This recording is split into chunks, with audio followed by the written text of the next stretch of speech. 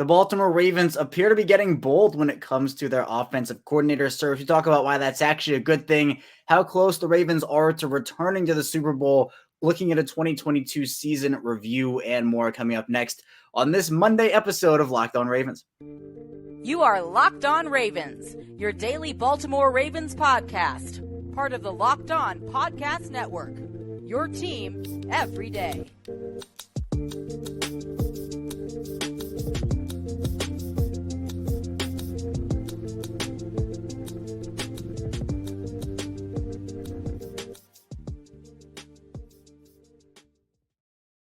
Welcome into another episode of Locked On Ravens, your daily Baltimore Ravens podcast. I'm your host, Kevin Oestreicher of Ravens Wire. We're here on the Locked On Podcast Network, your team every day. Thank you so much for tuning in with us today, being here and making us your first listen. We are free and available on all podcasting platforms. That includes over in video form on YouTube as well. And today's episode of Locked On Ravens is presented by PrizePicks. PrizePicks is daily fantasy made easy. Pick 2 to 5 players, and if they score more or less in their PrizePicks projection, you can win up to 10 times your money on your entry. First-time users can receive a 100% instant deposit match up to $100 with promo code Locked On. That's PrizePicks.com.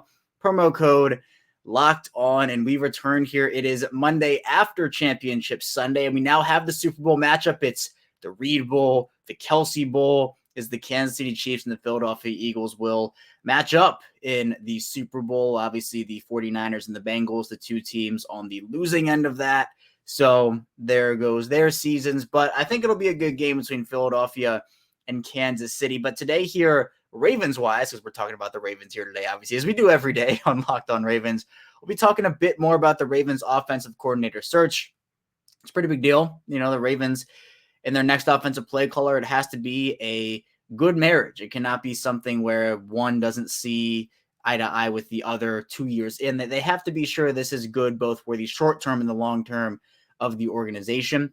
So we'll talk about how the Ravens are actually getting a bit bold, at least it appears that way, in their search with some of the reported interviews they have conducted and guys they've requested to interview, and why that's actually a good thing based off of recent history, based off our conversation on Thursday about internal versus external hires. Then we'll talk about just how close the Ravens actually are to returning to the Super Bowl. Obviously, the Super Bowl matchup being set and the Chiefs and the Eagles getting there. How close are the Ravens to getting there to the Super Bowl? We'll talk about that in the second segment. Then finally, we'll do a bit of a 2022 season review, kind of going through each of the games. I did this in like a 6-part series last year. I'm just going to make it one segment this year and just kind of try to focus on other things throughout the offseason. Speaking of which, we are still daily 5 days a week during the offseason. So be sure to like this video, subscribe to the channel if you do want daily Ravens content 5 days per week. Same thing in audio form, Apple Podcasts, Google Podcasts, Spotify. If you're driving, if you're on your way to work, cooking, cleaning, doing whatever, be sure to follow along in audio form as well. It's the same show, both audio and video. So any Ravens news, analysis, updates, we do have you covered. But let's talk about the Ravens offensive coordinator search and almost the boldness behind it a little bit based off of what we have seen, heard, it's what's been reported. So for the Ravens, it was reported I guess it wasn't that long ago. It was about a week ago. Jeremy Fowler saying that the Ravens had a couple of big-time names on their list for offensive coordinator in Eric Bieniemy, Frank Reich, and Byron Leftwich. Those are 3 pretty big names. Now, Reich ended up being hired as the head coach over at Carolina, so that's obviously not going to work out anymore. But then we get a couple of reports over the weekend about the Ravens not only requesting to interview Eric Bieniemy and them kind of having their eye on him, which is another report on that topic, but the Ravens actually being involved with Todd Monken, who is the current offensive coordinator and quarterbacks coach over at Georgia, has a plethora of NFL experience dating back to Tampa Bay, being their offensive coordinator for 3 years. In Cleveland, he had a stint as their offensive coordinator for 1 year.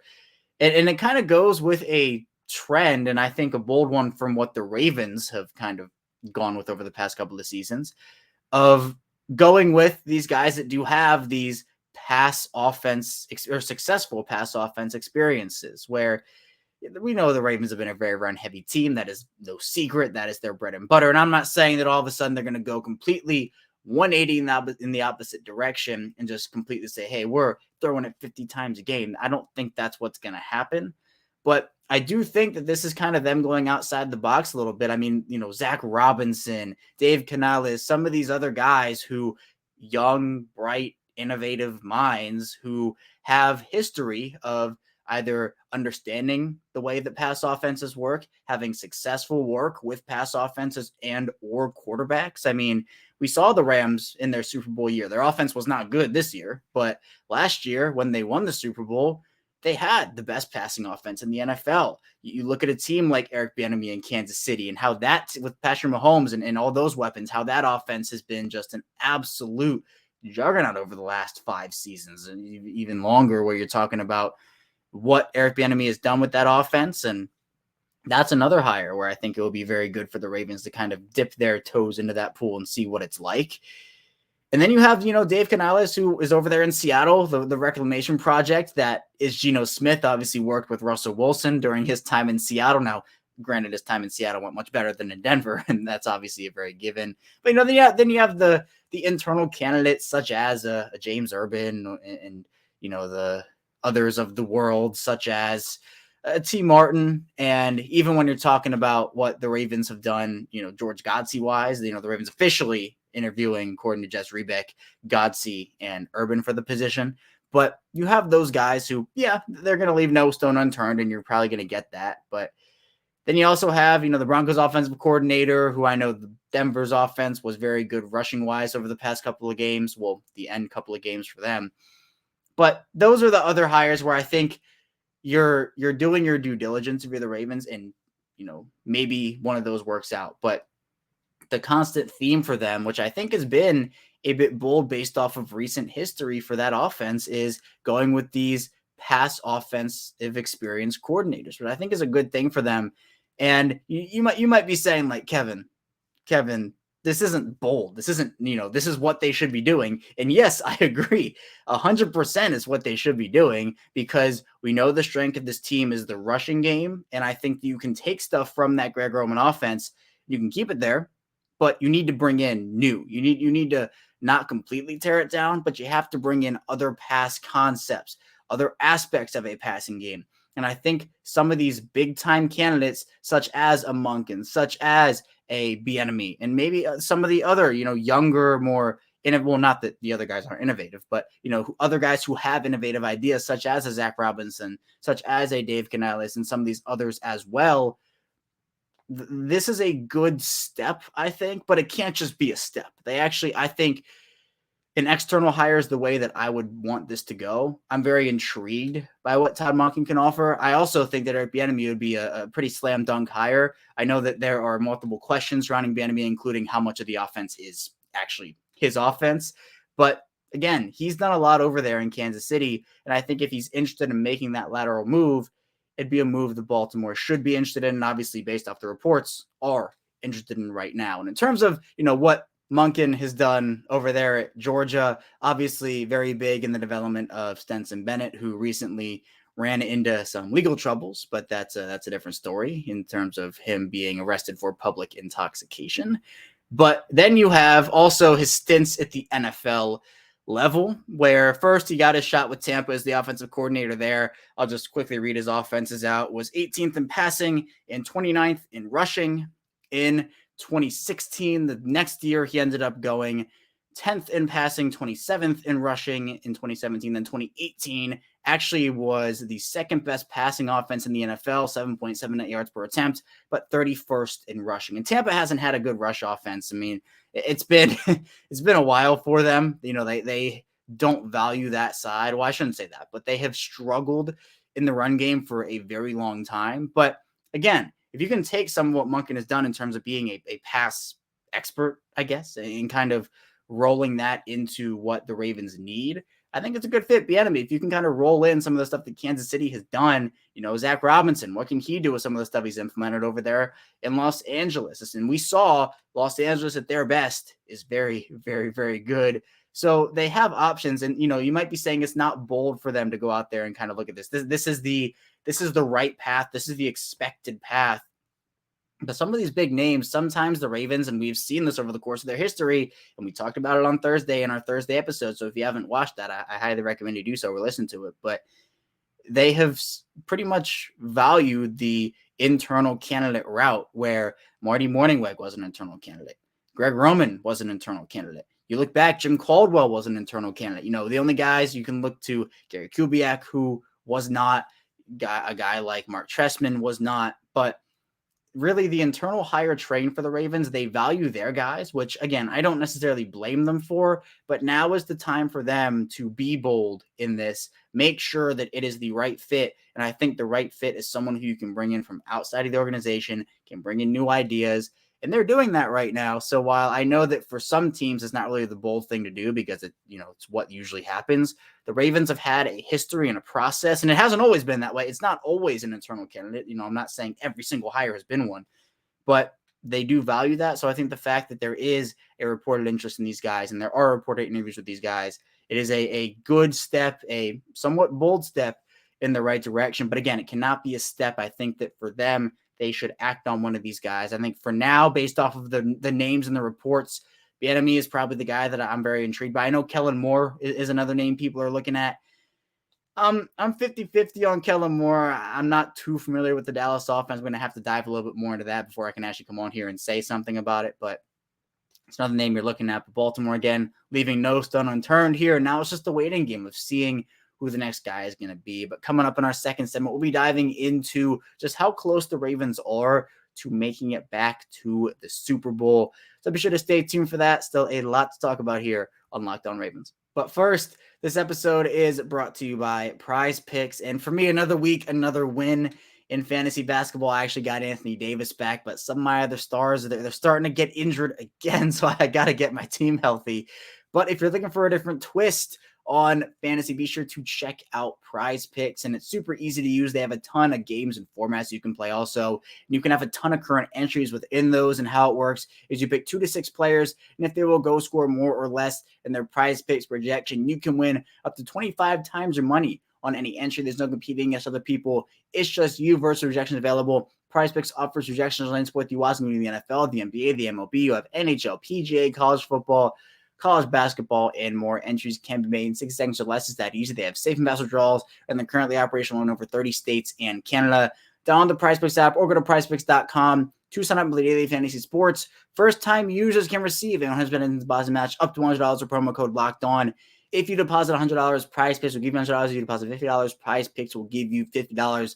Don't forget to the promo code Locked On at sign up for this deposit match of up to $100. We return here. It's our second segment of Locked On Ravens. Kevin Oestreicher still here with you again. Thank you so much for tuning in with us today, making us your first listen. Be sure to like this video, subscribe on YouTube, follow along in audio form, and make your second listen Locked On NFL. I host a Monday show over there if you have not heard.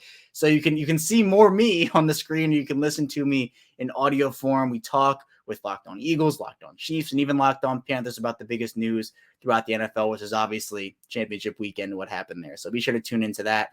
But let's now talk about the Ravens and just how close they are to making it back to the Super Bowl, because while I was able to chat with Locked On Chiefs and Locked On Eagles, here on Locked On Ravens, the Ravens haven't made an AFC championship game since they won the Super Bowl back in that 2012-2013 season.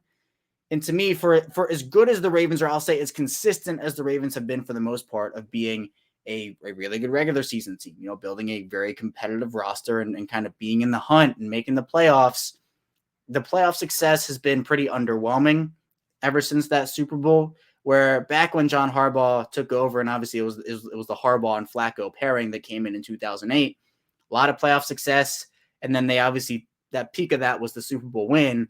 But since then we have seen bad losing seasons, which there have been few and far in between. John Harbaugh hasn't had many losing seasons, but it's been the successful-ish regular seasons, or very successful if you want to go to like 2019 and some of those other regular seasons. But it's been that set regular season success and then not very much success in the playoffs. So how close are the Ravens to actually making the Super Bowl? How close are they to getting back? And next week, I kind of want to dive into how close are they to actually winning the Super Bowl. And it's kind of in the same vein, but I'll dedicate more of a show to that instead of just maybe one segment here. But for Baltimore, I think they're in a good spot, but again, it comes down to the offseason questions. I mean, we can't really answer a lot until we know who the offensive coordinator is, who the quarterback is going to be. And then some of these other pieces where, like, where's Calais Campbell going to be? Where's Justin Houston going to be?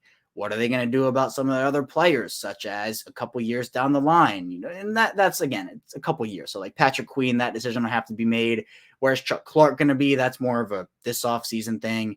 But the Ravens now have to figure it out. And I think a lot of how close are they depends on what happens with Lamar Jackson. And to me, Jackson is the guy that gives you the best shot. I mean, obviously, you're not going to find another Lamar Jackson to get you to where you want to go. Now, maybe you can get there with somebody else, but it's probably going to take you a while. And you, to me, I don't want to risk if I already have a franchise quarterback, and I think Lamar Jackson is a franchise quarterback, whether it's for Baltimore or whether it's for somebody else. But if you have that guy and he's been in your system for 5 years, and obviously there's going to be a new one coming in, but he's been in your organization, and I know that it's been, I don't know what to call it. I think is rocky the right word? I don't know. I'd say the last couple of months have been rocky in terms of just like all the reports and the rumors and how much is true, how much is not. Obviously, we don't really know at this point. But if you have that guy, and he has proven, a former league MVP, second season he won that MVP going 14-2. Obviously, the last couple of years have not ended very well with the injuries he's suffered. But again, this is football. It happens. At the same time, though, I think if you're Lamar, you want to get as much money as you can. And I understand that, right? People want to get paid. And I'm not going to sit here and bash somebody for wanting that. But if you're the Ravens, you have to look at it from a situation of how much money can we give Lamar Jackson and still have enough room to operate and build around Lamar Jackson, because there are a lot of different things to go into it in terms of guarantee money and the actual type of guarantee money that it is, the years, is there an out, is there an option? There's a lot of things like that. But if you have the guy, I say pay the guy, because I think he has proven that he can take you places. It just hasn't happened yet necessarily. Obviously you want to make the AFC Championship game, you want to make the Super Bowl, but Lamar Jackson, in my opinion, gives you the best shot if you're the Ravens to win a Super Bowl, or just in this case, get back to it right now. And then you can build around him with hopefully a better offensive system, with hopefully better weapons around him. But this is what we kind of talked about with the whole what John Harbaugh and Aaron DeCosta had to say at their end of season press conference, where you look at the offense, the quarterback, obviously, if Lamar is there, I'm very confident. If not, I'm not so confident. But running back wise, they have J.K. Dobbins and Gus Edwards. Wide receiver wise, that's another big question for them this offseason. But you have, I think if you can get a number one guy, you have a super solid foundation with, let's just throw DeAndre Hopkins in there. I know obviously nothing's official, but let's just say you can get DeAndre Hopkins in that conversation. Hopkins, Bateman, Duvernay, maybe bring back DeMarcus Robinson. You have a solid core there, but that's a question. Tight end wise, Mark Andrews, Isaiah Likely, Charlie Kohler. I mean, it's a pretty solid tight end room. Offensive line wise, Ronnie Stanley looks to be back. Ben Powers is really, the left guard position is the only question mark, because what happens with Ben Powers, I predict he probably leaves in free agency, but you don't know until it happens. So we'll just kind of have to wait and see. Center Tyler Linderbaum had a very promising rookie season. Kevin Zeitler is the beacon of consistency. You might have to start looking at future options there in a couple of years, but I think as long as Kevin Zeitler can play, I'm paying him and playing him from the Ravens. And then Morgan Moses, he is a solid, I'd say a solid right tackle option. So their offensive line is not a weakness. So the Ravens offense, to me, if you can figure out how to get Lamar Jackson back, and if you can figure out the wide receiver position, I think your offense in a new system, more innovative system, whether it is Bieniemy or Zach Robinson or Todd Monken or someone, I think you're decently set there. Then on defense, what happens with Calais Campbell, but you do have Justin Madubuike. Michael Pierce is coming back next year from that injury. Broderick Washington, Travis Jones looked very promising. You probably take a defensive lineman in the draft this year. Maybe if I say probably 75%, I would, but maybe you just sign a veteran there. Hopefully Campbell's able to come back for one more season, but you'd have to look to future options there, where I think you are set enough with the young guys, but maybe adding one more guy wouldn't hurt there, especially if Campbell doesn't come back. Outside linebacker wise, Tyus Bowser, Adafe Owe, David Ajabo, those are kind of like your young pieces there at outside linebacker. I think it'd be very good for the Ravens to add a veteran in that room, whether it is Justin Houston coming back or just somebody else. Even adding two veterans would be pretty solid there. Inside linebackers, you're set for the next couple of seasons with Roquan Smith and Patrick Queen. You also have Malik Harrison still in that room. So I think you're fine there. Corner is the big question for me on defense, in terms of, you have Marlon Humphrey. You can kind of just cast that aside as, yeah, he's your guy. He's your number one. But What happens with Marcus Peters? Do you add a corner in the first round? I personally would, but do you add a corner there?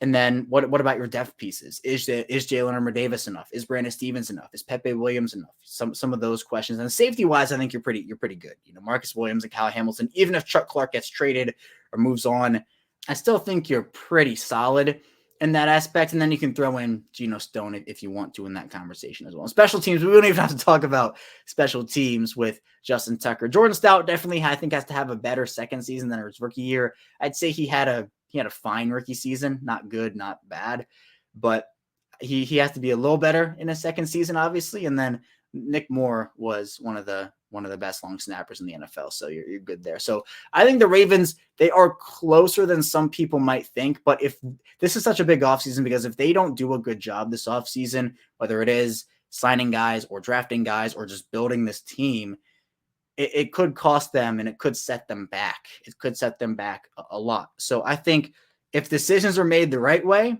I think they're really close. If they're not made the right way, it could push them into a territory that is more on the mediocre side instead of maybe that good regular season, bad playoff exit. It could start being that 8-9 territory. So I hope the Baltimore makes the right decisions this offseason, but that's what makes it so exciting, right? You got to kind of stick with everything, see what they do. But this Ravens front office I'd say for the most part, proven that they make the good decisions, the right decisions. And so, I trust them. But we'll have to see what happens. Coming up, though, we'll kind of recap the 2022 season, talking about each and every game from the year, talking about what happened, what went right, what did not go right, and more. So be sure to stay tuned. Still a lot to talk about here on the show. But first, this episode is brought to you by FanDuel. And this year, the only app you need at your Super Bowl party is FanDuel, America's #1 sportsbook. And we're really excited about our new sports betting partner for Locked On because they're the #1 sportsbook in America, FanDuel. And if you're new to FanDuel, that's even better. They have so many great features that make betting on sports fun and easy.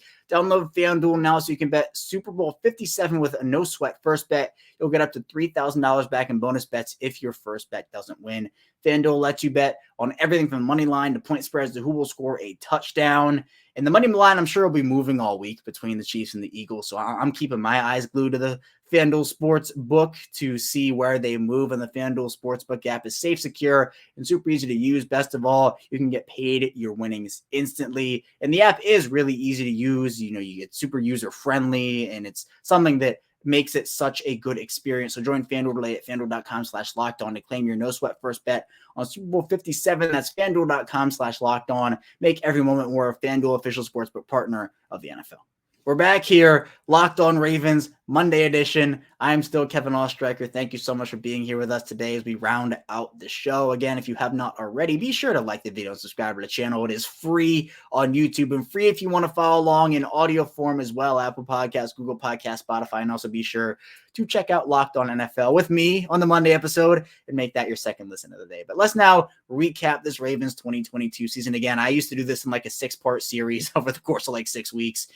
But I decided I'd just do it in one segment here today. So we'll zoom through. We'll talk about each game here, starting off in week 1 against the Jets. Started off really well for the Ravens, 24-9, in a game that Lamar Jackson finished with 213 yards, 3 touchdowns, 1 interception. This was the current versus former as Joe Flacco took the helm for the Jets, and he threw 59 passes in this one, 309 yards, a score, and an interception. The Ravens, if you remember, the Ravens could not run the ball in the first 2 weeks of the season. They were horrendous running the football over the first 2 weeks. This game, 21 carries, 63 yards, 3 yards per carry. Now, obviously not having J.K. Dobbins and Gus Edwards contributed to that. This was the game where Rashad Bateman kind of had his opening week fireworks on that 55-yard very big touchdown from Lamar Jackson. He finished with 2 for 59 and a score. Devin Duvernay scored 2 touchdowns in this one. This was his kind of coming out party a little bit.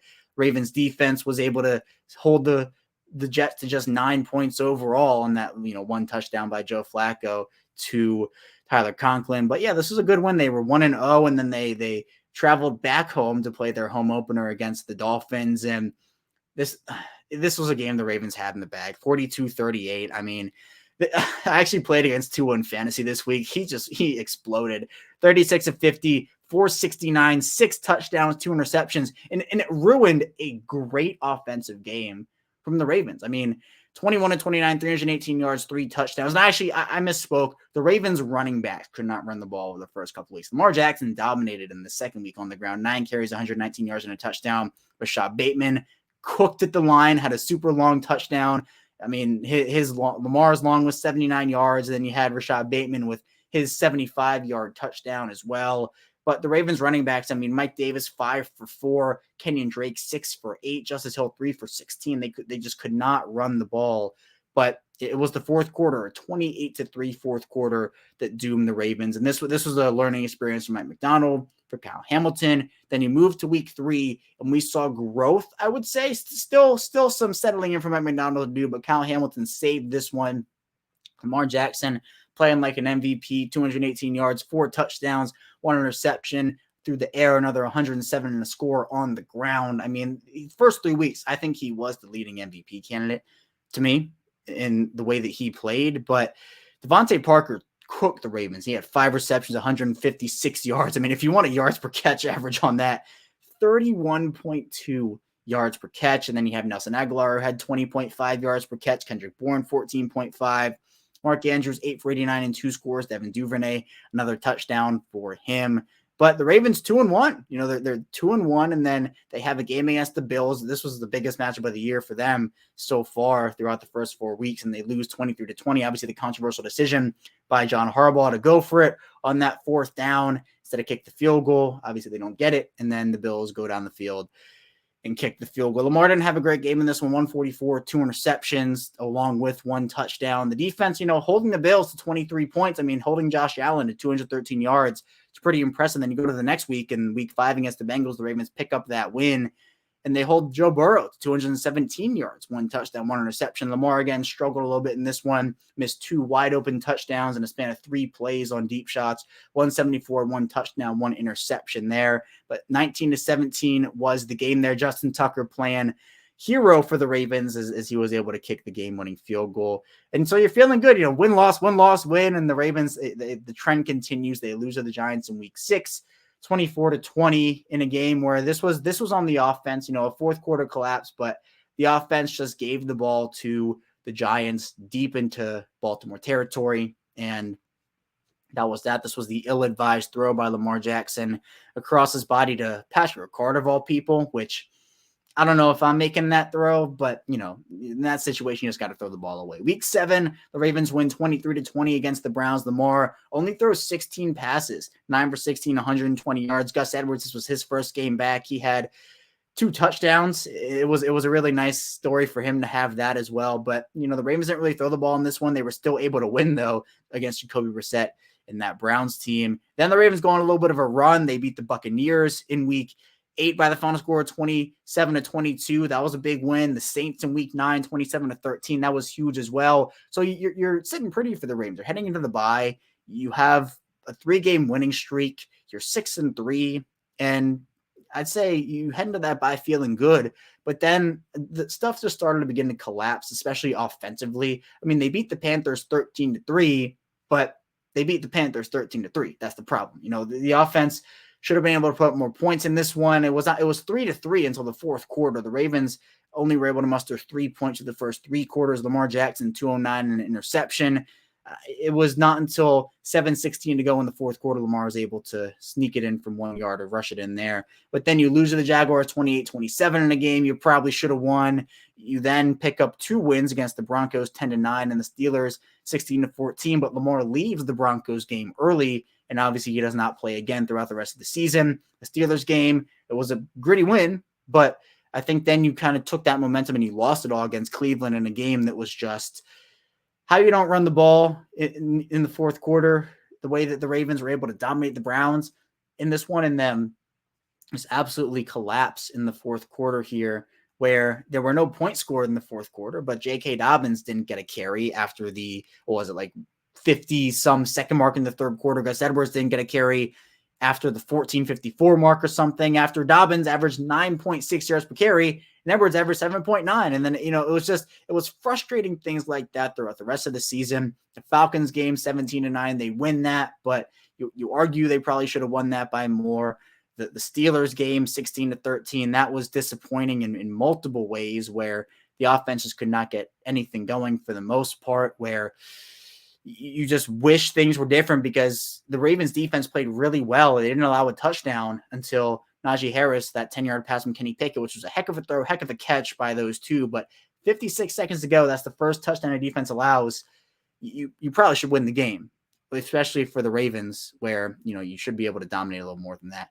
And then the Bengals game, the Ravens rest some of their guys there, 27-16. Then you head to the playoffs. You got to go back to Cincinnati. And the Ravens put up a fight. They put up a heck of a fight, but they lose 24-17. Obviously, the big plays there, the quarterback sneak, where I didn't think it was the right call to quarterback sneak there. Huntley decides to go high instead of go low. The ball's punched out. That's a touchdown. And then just other things throughout the course of the game where you're just thinking that the time management at the end there was just multiple things stacked on top of each other. The red zone offense was terrible all year. That came back to haunt them. So I'm sorry to bring up some bad memories throughout that season, but there were some good things to take away. But it just felt like such a disappointing year based off of the expectations that were set for the team overall. So 10-7, wild card exit. We will hope for better things next year for the Ravens. But that's all I have for you here today on Locked On Ravens. Thank you so much for tuning in today. When we get back here tomorrow, it's more Ravens content from us. So be sure to stay tuned for that. And I will see you right back here tomorrow.